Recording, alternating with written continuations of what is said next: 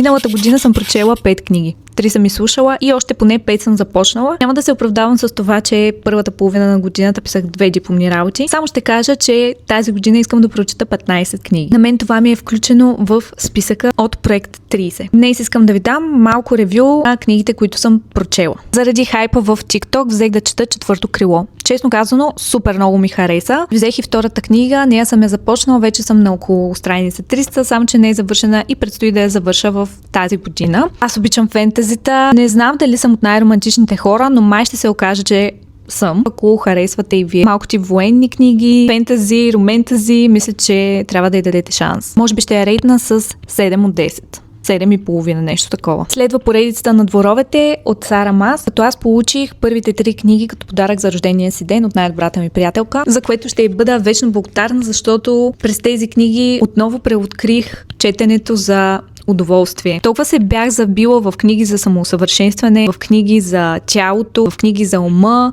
че бях забравила какво е просто да прочетеш една книга, която те завладява и не можеш да спреш да мислиш за нея. Първата книга много ми хареса, но тогава все още не знаех за следващите книги. Ако не знаете, става въпрос за едно момиче, което учи в гората и убива един вълк и просто става много яко. Двора от крила и разруха. Някакси тази книга има специално място в сърцето ми. Относно тази, която много хора казаха, че много харесват, да, разбирам. Обаче не разбирам главната героиня тук. Не напълно. В смисъл, разбирам я до някъде. Може би още не съм израснала до там, че да я приема напълно в себе си, защото трябва ми още малко време за тази книга. Трябва да помисля, защото я свърших преди едва няколко седмици. Смесени чувства съм, но със сигурност ме накара да чувствам нещо. Ето е хубаво.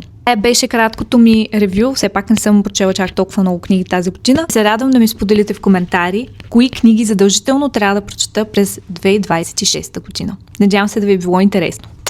Айде, чао!